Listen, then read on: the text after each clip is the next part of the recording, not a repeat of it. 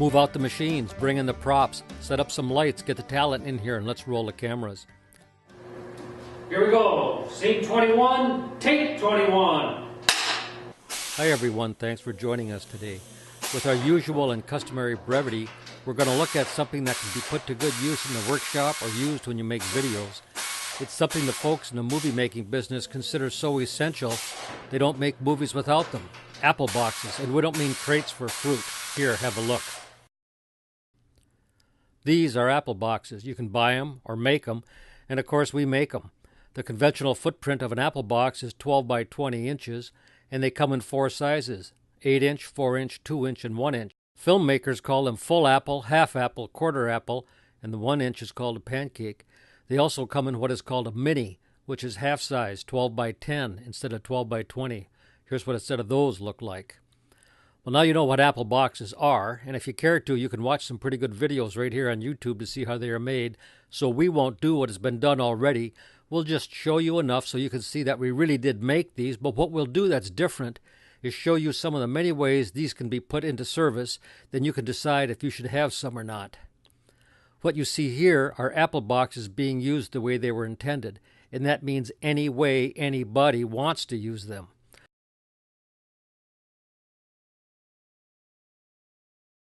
On a movie set, you may hear the director or production assistant call for an apple box using terms such as Full Apple New York, which tells you what they want and how they want it, upright, oriented like a skyscraper, one would suppose. And when they say Full Apple Chicago, it means like this, and Full Apple LA means this. Maybe the call will be for half apple Chicago, quarter apple LA, or mini half LA. And hey, on set or in the shop, have them close at hand. A cart like this one makes it easy to move them around and stow them away.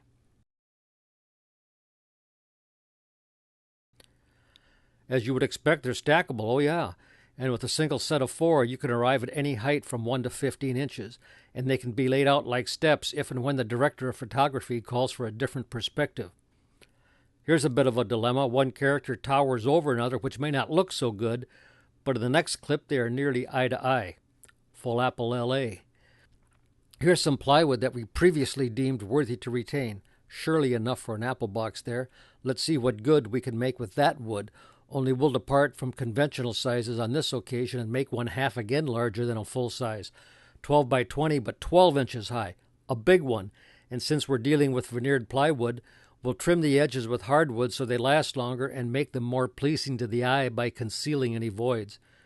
Here's what a void looks like, something the good wood maker will cover over as he won't want to look at it. On a full-size apple box, you'll have 7 pieces. Top, bottom, 2 sides, 2 ends, and a center support.